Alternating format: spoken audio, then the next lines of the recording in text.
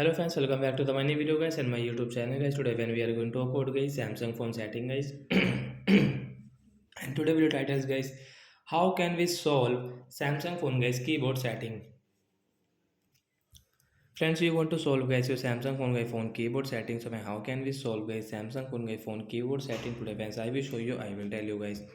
So before starting video, friends, first of all go and subscribe the channel, click the bell icon. So friends, first of all we will on guys our phone setting guys.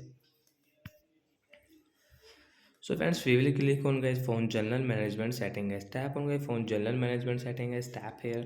Then guys scroll it. Samsung keyboard setting guys. We will tap here. Then guys scroll it. Friends, you can see guys Samsung phone guys this reset setting guys. Tap here guys reset keyboard setting guys. Tap here to solve guys your Samsung phone keyboard setting.